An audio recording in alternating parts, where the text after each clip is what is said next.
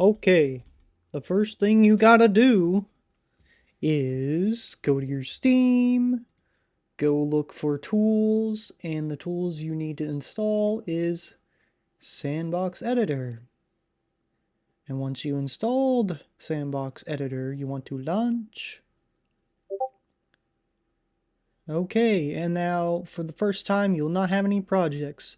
So for what you need to do in the project is you need to do new project, you need to do add-on, make a map or model, and hit create. And while that's launching, we will wait.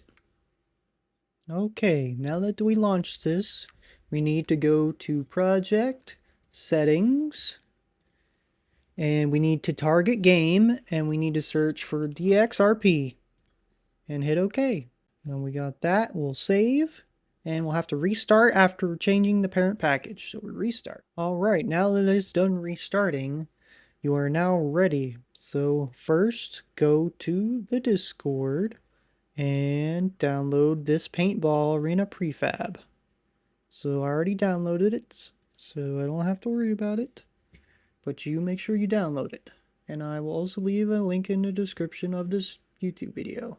So here's the prefab. So what you need to do is you need to make sure you put it in the assets folder of this project. So I'm going to right click my project to assets folder and show explorer, and there's the folder I need, and I will just drag it in there. And now it should have made the prefab. It's in here. Now you can double click on this, and here's your reference. Here's Dimmer's very first deathmatch reference. So basically what you want to do, if you want to do this yourself, just copy this. Well, I guess I'll show you a little secret. What I do is I do Control C for copy, and then I'll go in my scene and I'll delete everything, and then I'll Control V. And now I have everything in here. And you can, after you do anything with all that, you can just close that tab. And now here's the map. And then make sure you save this as your scene. So we'll just do video scene, whatever. So now the fun part is you can do whatever you want.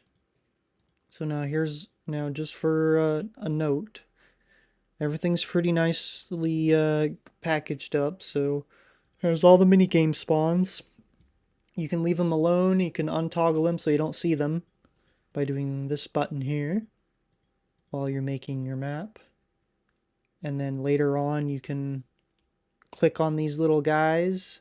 Make sure you have the move position, and you can move them and rotate them however you want in the map. And yeah, I mean, as long as you have objects selected, you can move a whole bunch of objects. If you want to spawn a prop, a recommended way I would spawn in a prop like this is I would just right click, create 3D object, and I just do cube.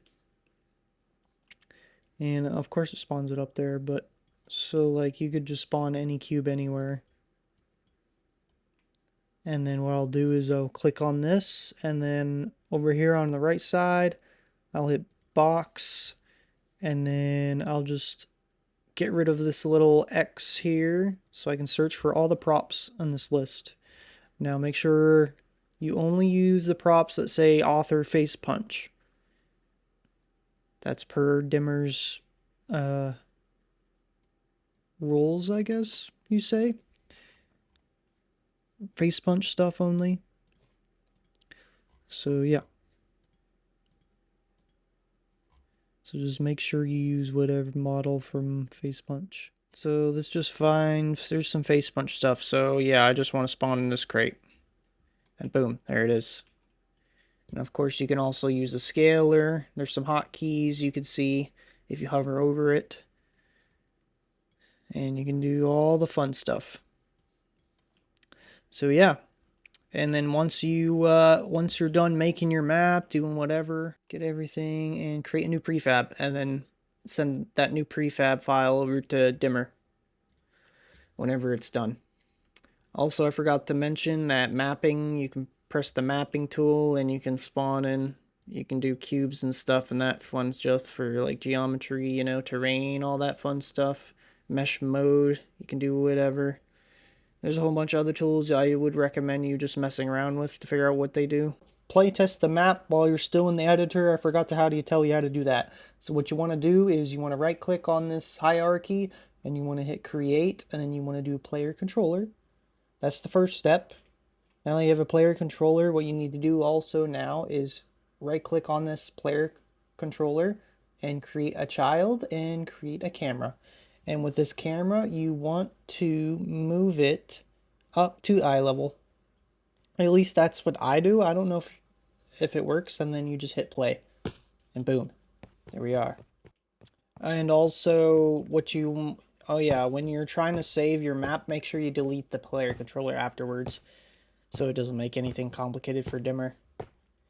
But just use player controller and camera and just to test it and walk around it, you know, to get the scale, and then delete it afterwards and then save it whenever it's completely finished. But yeah, that's basically how you do it. It's basically how you get started. Alright, so hopefully that's it. Hopefully you can figure the rest out.